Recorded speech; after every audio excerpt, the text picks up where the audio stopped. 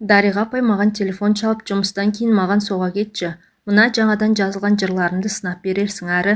Немерелі болғанымды қуанышыма ортақтас деген соң асыға басып келе жатып, оны елден ерекшелендіріп тұратын мінезін еске алдым.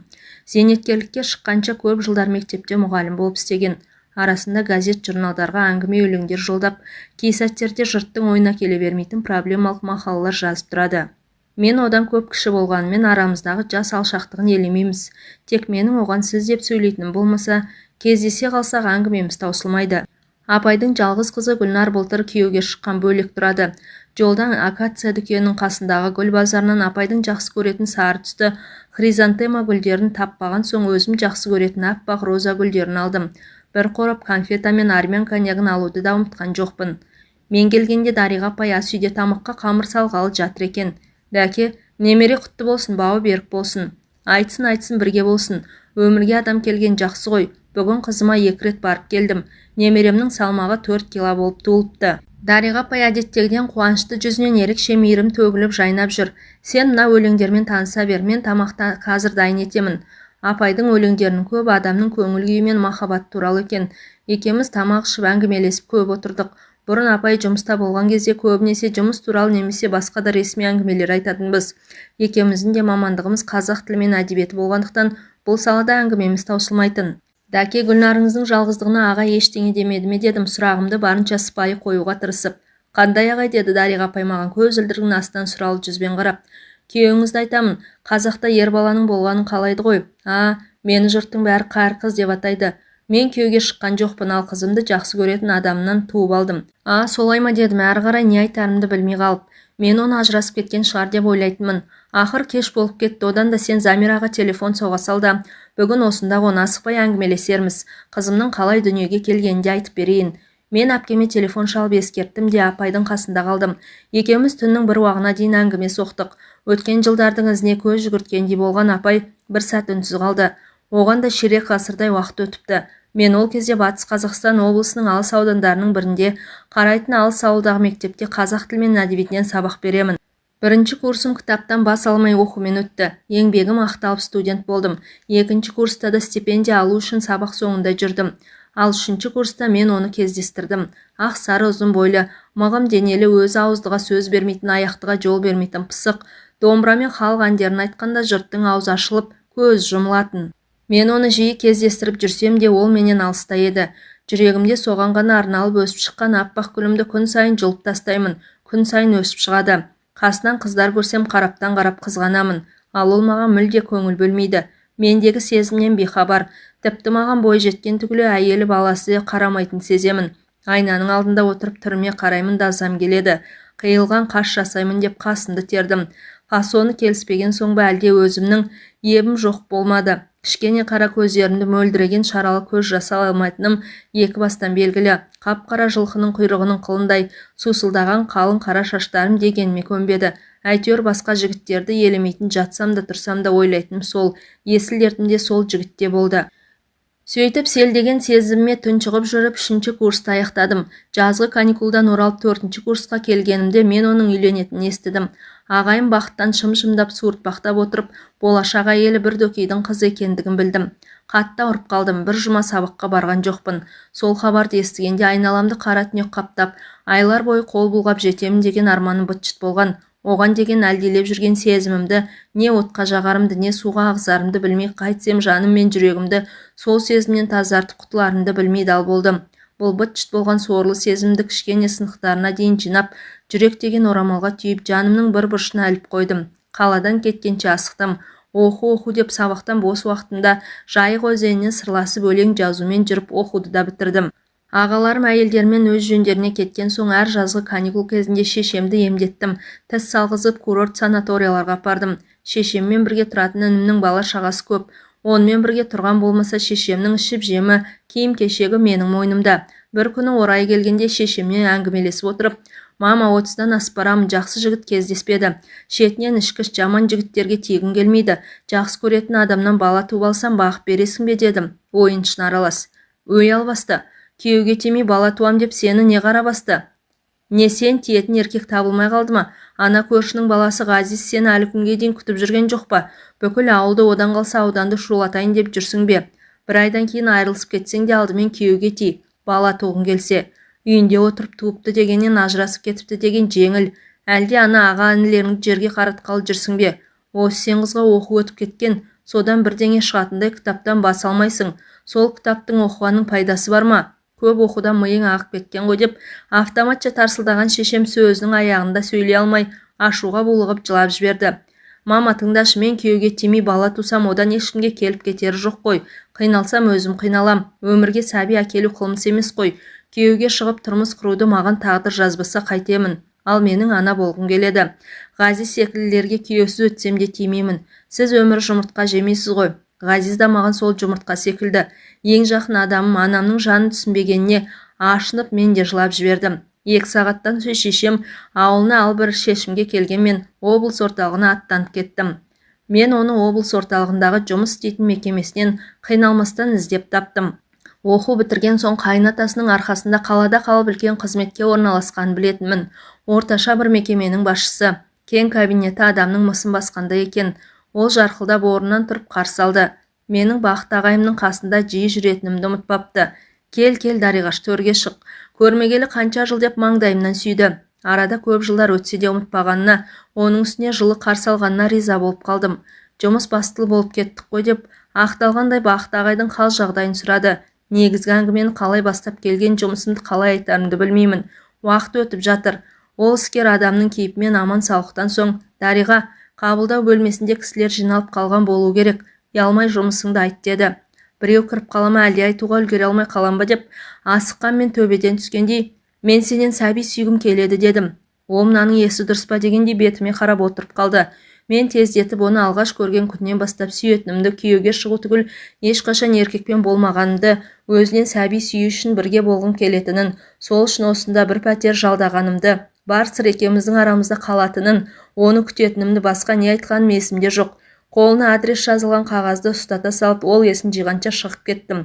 Бір ауыз сөз қатуға шамасы қалмай ол қалды. Қабылдау бөлмесіндегі хатшы қыздан оның жұмыс телефонында жазып алуды ұмытқаным жоқ. Пәтерге келгеннен кейін өзімді қоярға жер таппадым. Келе ме, келмей ме, келсе ме, жоқ па? Келсе қалай бастаймыз? Әлі еркекпен болмаған басым. Келсе қалай бірге боламын деген ойлардан көңілім қобалжыды. Отырып, неге бұлай жасадым? Бұл ақмақшылдық емес пе деп осылай шешкенімді де, осында келіп пәтер жалдағанымды дұрыс емес деп шештім. Пәтерді тапсырып кеттім де қалмақшы болдым. Оның жұмысы көп, келмейді, сені не қылсын деген ішімнен бір ой бас көтерді. Уақыт өте келе адамның әр нәрсеге талабы күшейеді. Жаның, тәнің, сезімің бәрі қатайып қатып қалғанда, немесе қатая бастағанда біреудің дегені мен ыңғайына көну оңай ма? Әйтеуір бала туып аламын деген ойға бекінгенім шын, және оны бірінші кезектегі орындайтын мақсат деп шешіп қойғанмын. Ол келмесе я келіспесе кімнен туамын? Жоқ, келіссе де келіспесе де тек содан туамын деп шештім. Аласұрған оймен арпалысып, енді ол келмейтін болды. Жұмыс уақыты баяғыда аяқталған, қандай бақытсыз едім деп жылап алып, пәтерді ертең тапсырмақшы болып, өрекпіген көңілімді баспақ болып валидол ішіп алып жатып едім. Көзім ілініп кетіпті. Есік қоңырауының даусынан атып тұрдым. Айнаға қарауды да ұмытып есікті аштым да кіріп келе жатқан оның мойнына асыла кеттім. Оның бойындағы кеңселік ресми дағдысы осылай кенеттен бұзып, оның ойланып менен бас тартуына шама келтірмеуге тырыстым. Бірақ ол мен ойлағандай көтеріп алып шыр айналдырып бас салып төсекке көтеріп апарған жоқ. Тек маңдайымнан сүйді де сыпайы құшағынан босатты. Жеңіл шарап ішкен сезіледі. Ол да айналаға көз салып не істерін білмегендей тұрып алды. Бір кезде тамағын кенеп, Дариғаш, сені бақыт осылай атайтын еді ғой. Дариғаш, бағана дұрыс сөйлесе алмадық. Мен бақыттан хабарсыз кеткенмін. Менен бір көмек керек пе? Я оған, я саған деп маған қарады. Енді бір минут кешіксен сыпайы қоштасып кетіп қалатын сезіп, кеш болатын ұққанда мен жанашыра, сенің маған деген сезімің ешқашан оянбайтынына көзім жеткен. Оның маған қажеті де жоқ. Есесіне екеумізді 100 рет орап алатын сезім бар. Мен сені осы жылдар бойы сүйіп келгенмін және сүйіп өтемін. Мен ешқашан еркекпен болған емеспін. Менің жаным мен тәнімнің пәктігі саған арналған деп үстімдегі юбканың түймесін ағытып жіберіп едім. Сырғып аяғымның басына түсті. Бет түр монша болмағанмен мүсінімнің сұлулығына мақтана аламын. Бассейн және өзен көлге шомылуға барсам, маған жігіттер қайырыла қарап жататын. Батылдықтың қайдан келгенін білмеймін. Оның көйлегінің түймесін ағыта бастадым. Ол да қанша дегенмен еркек пе? Мені құшағына алды. Менің оған деген сөнбеген, бірақ оны үйленеді дегенде қирап қалған сезімімді жүрек деген орамалға түйіп жанымның бір бұрышына іліп қойдым дегенім бекер болып шықты. Ол сезім тек бір бұрышты ғана емес, менің бүкіл жан тәнімді түгел орап алған екен. Жүрегім де 62 тамырым да оның айтқанын қайталап соғып жатты. Екеуміз бірге болған сол 7 күн қайтып келсе, оның орнына қалған өмірімді берер едім. Сол кезде мен қандай бақытты едім. Көп жылдар бойы өзім сүйген адаммен бірге әйел бақытының дәмін таттым. Сол басымнан өткен 7 күндік бақытымның сәулесі мен жылылығы қалған өмірмен жетіп келеді. Менің сол кезден есімде қалғаны күн мен түнді ажырата алмай қалғанмын. Өзімнің шексіз бақытты болғаным, менің де оның да шексіз бақытқа бөлегенім ғана. Жаным, мен бақыттымын, бақыттымын. Сен әлі қыз екенсің ғой. Қалайша, осы кезге дейін пәктігіңді сақтағансың. Шынымен осы жылдар бойы мені сүйіп, мені күттің бе? Болған жоқпын жаным, сен үшін сақтадым. Мұндай бақыт маған бұйырмайды ма деп едім. Әйелім де қыз болмай келген. Дариғашым менің, мен саған қарыздармын. Енді менің әйелім боласын деп ентікті. Оның үздіксіз қимылынан шаршаңқырап қалғанмен арасында ернімді тістелеп, айқайлап жібермеуге тырысып қолдарымен жаймамды қысумен болдың. Оның деп алған демімен бірге, сен енді менің әйелімсің, мен сені езіп жібердім бе деген үні алыстан талып-талып естілді. Біраз уақыттан кейін қан ақ жайманы ауыстырып жатқанын байқадым. Ертеңіне күні бойы төсекте жаттым. Өңім бе түсім бе білмеймін. Бір ретінде тамақ іші не жегің келеді деп жеміс жидектер мен шырындар әкеліп, екінші рет қасыма келген. Оны жолатпадым. Денем дел-сал болып, бірақ өзіме өзім риза қалыпты.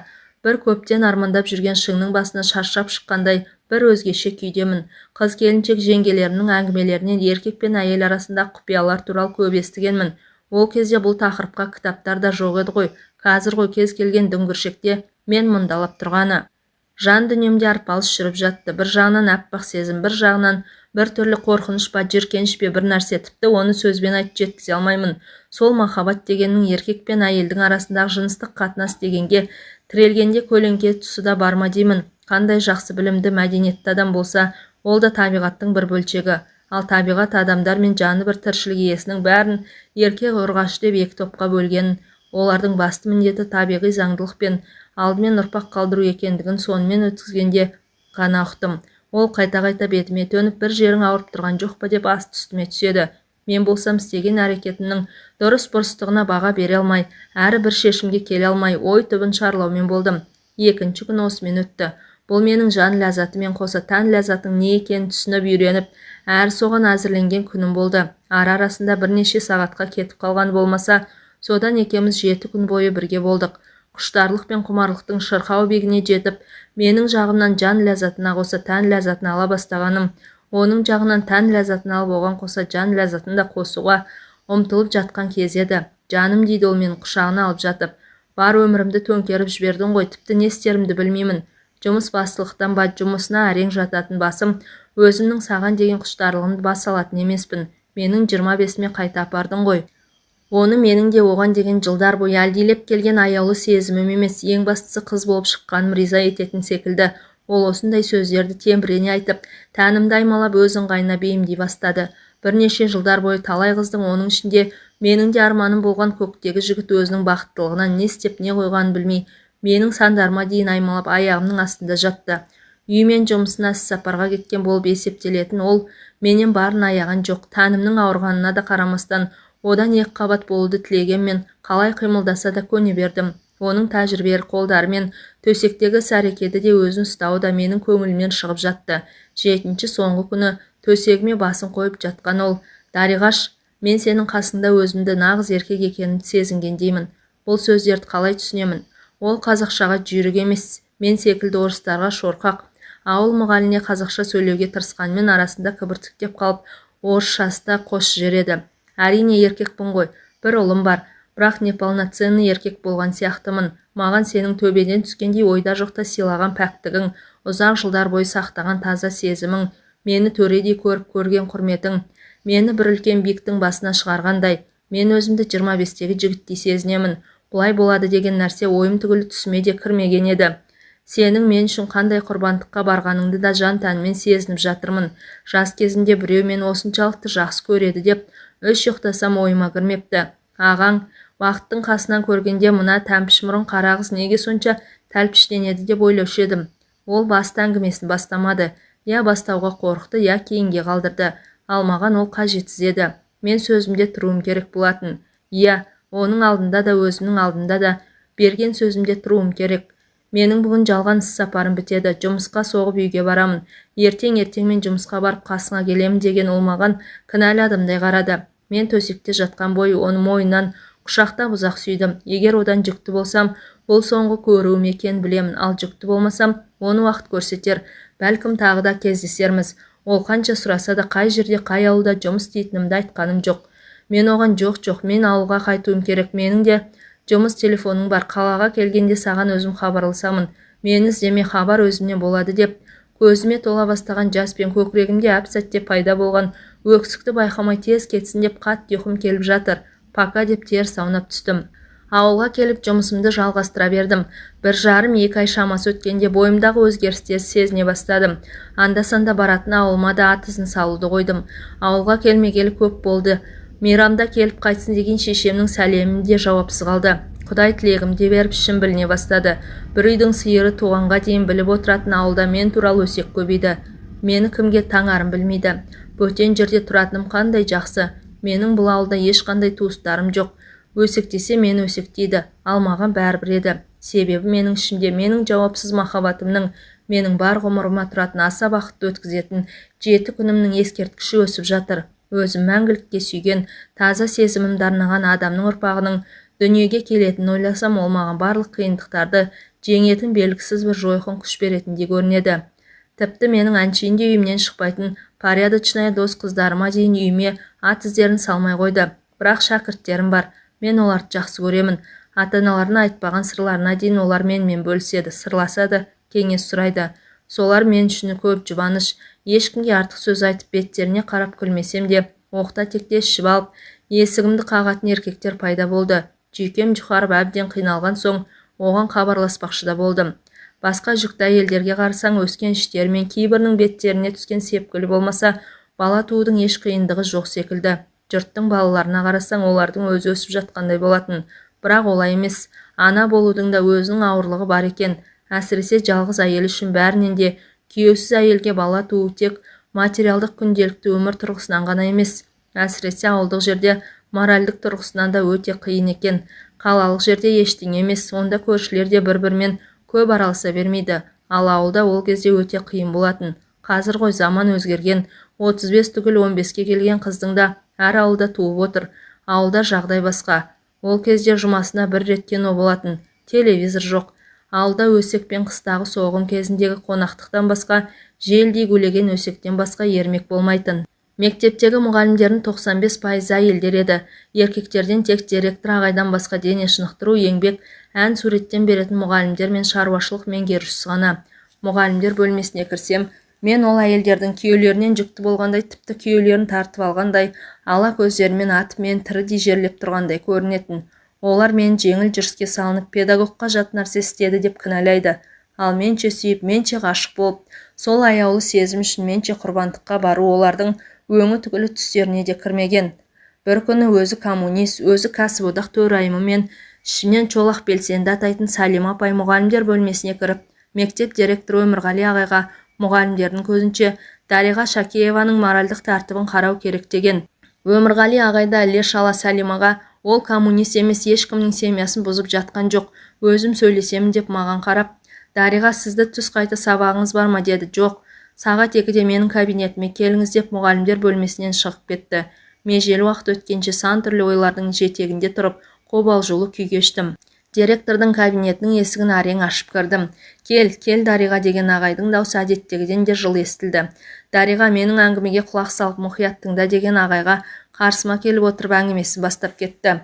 Мен шамамен сенің әкеңмен жасты адаммын. Ұлы Отан соғысында 5 жыл жүріп қайттым. Жақсыны да жаманды да көрдім. Сол кезде бір әкеден жалғыз тұяқ болған соң қырғыннан аман келуді армандадым. Құдайға шүкір, қазірде аман есен үйленіп, балалар түгіл немере сүйіп отырған жайым бар. Сенің жағдайыңды түсінемін. Мен сенің сәби сүйгеніңді сөкпеймін, қайта қолдаймын. Сен бұндай сөздерді менен естимін деп ойламаған шығарсың. Өз ішіңнен шыққан балаң болғанға не жетсін, отау құрып, отбасылы болуды тағдыр жазбаса, бұның да дұрыс шығар. Бүгінгімен өмір сүрмей алдағанда ойлау керек. Денсаулығыңды күт, сәбиіңді күт. Сенің денсаулығыңа байланысты екенін естен шығарма. Тек менің талап етерім демалысқа кеткенше жұмысыңа жауапты бол. Босаңсыма, ешқандай жел сөзге жол берме. Көмек қажет болса ұялмай өзіме кел.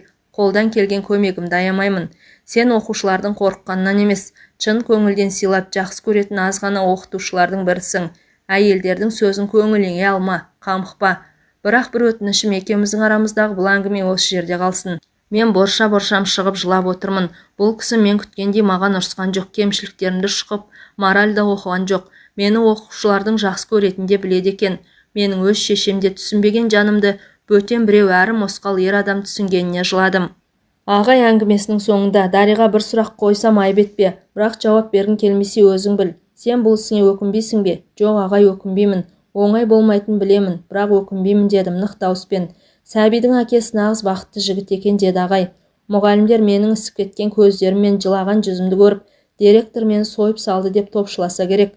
Жанар деген бір жас мұғалім ғана аяушылықпен қараса, басқалары бедірейе қарайды. Әсіресе Сәлим апай есесі қайтқан адамдай мысқылдап, масаттанып тұр. Ішімнен байқұс шолақ белсенді деп мен де жақтырмай көз тастадым да сумкамды алып шығып кеттім. Менің жағдайымды естіген болу керек. Күнім жақындағанда қасыма Қайран анам келді. Бір ұрсып, бір жылап сабасына түсті. Баласы қандай болса да туған ана баласынан безінсін бе? Бала мен туғанды базардан зат таңдағандай таңдап ала алмайсың ғой, тек араласпай кетпесе. Өмірғали ағайға өте риза болдым. Декретке шығып сәбиіммен үйде отырғанда мұғалімдер арқылы жағдайымды біліп отырды, көмір түсіртіп берді. Соңынан неше жылдан бері пәтер жалдап тұрады. Жас маман ретінде баяғыда алу керек еді деп, босаған 2 пәтерлі совхоз үйінің бір жағын алуға көмектесті. Қысқасы, ол менің коллективтен бөлініп қалмауыма көп көңіл бөлді. Дариға апайдың әңгімесі басқа арнаға ауысып созылып бара жатқан соң ойымдағы сұрақты қойып жауабын естігенше асықтым. Апай, қызыңыздың Гүлнардың әкесі не болды, сол туралы айтыңызшы дедім. Оны содан кейін көрмедім де кездеспедім де. Адам қиналған сәтте жиі араласып жүрген жақынын, туысқанын емес, түсінеді-ау, көмектеседі-ау деп үміт еткен жанына жақын адамды іздейді. Менің оған талай рет хабарласқым да, іздеп барғым да келген. Бірақ оның жанұясы бар. Менің оған берген уәдем бар. Менің сөзімде тұруым керек болды. Біреуді сүю деген ол біреуге өтемелі сезім сыйлау немесе өтемелі жақсылық жасау емес.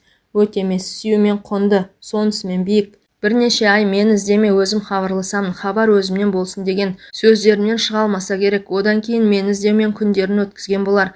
Содан бір күні қарным шермейіп жүргенде оның атынан бір адам үйге іздеп келді. Мен өтірік айтып, күйеуімге тигенімді, ондай адамның есімде жоқ екенін, үйде енем бар болғандықтан тезірек кетуін өтіндім.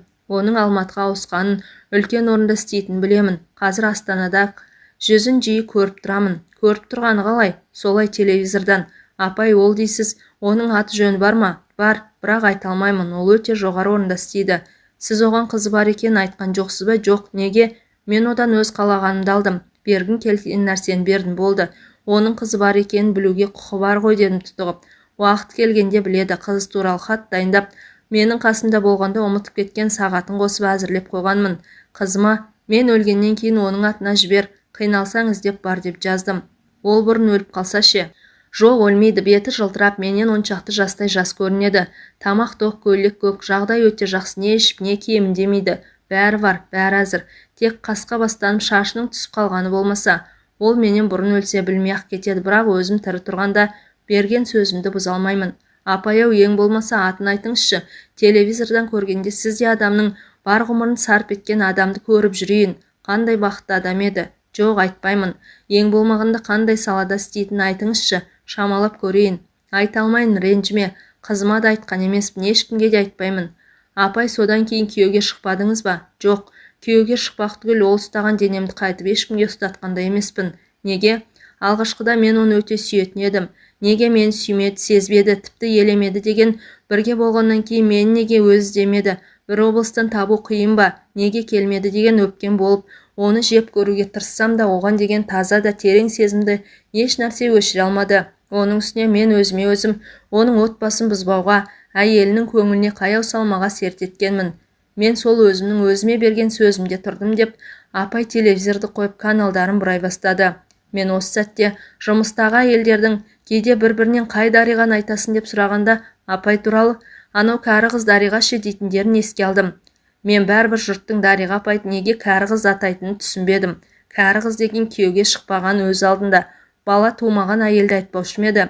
Әлде Дариға апайдың жас кезінен бастап жеке өмірін асқан бір құпиялықпен сырларын шашау шығармай сақтап туған қыз туралы барынша ешкімге білдірмей өсіргендігінен шығар. Менің білетінім Дариға апай қызын туғанда жұмысынан баламен отыратын демалысты алмаған, не сәбиі ауырғанда ешқашан сәбидің ауырлығына байланысты жарамсыздық парағында ашпаған, ауру сәбиін еңбек демалысын не ақысы демалыс алып күткен. Қаңтардағы жаңа жылда балалары бар қызметкерлерге кәсіподақтан өте жеңілдікпен сыйлықтар бергенде де Дариға апай қажет емес деп бас тартқан. Одан Дариға апайдың қызы сыйлықсыз қалмаған, қызымен бірге дүкенге барып, таңдаған нәрселері мен тәттілерін алып сыйлық жасайтын болған. Пионер лагеріне де жолдама берсе алмай, өзі толық бағасынан сатып алатынды туралы естігендерін есіне түсті. Мүмкін апайды сол себептен кәрі қыз дейтін шығар. Дариға апай қызын туғанын тек әкесінің алдында ғана емес, қоғам алдында да еш міндет еткісі келмегендей. Оның үстіне апай жас кезінен еркектерді қасына жолатпайтыны өз алдында, қоғамды еркектерсі елестететіндей, олармен не әзілдесіп, не елеп, не оларға еш көңіл аудармайтын да мінезі бар. Барлық кәрі қыздардың сезімдері осындай ғұмырлы ма деген сұрақ көпке дейін ойымнан кетпей қойды. Талайлардың қолы жетпеген Дариға апайдың осындай құрбандыққа барып пәк сезімін сыйлап, және өмір бойы қастерлеп өткен адамы қандай екен? Бұл құрбандық па, ерлік пе?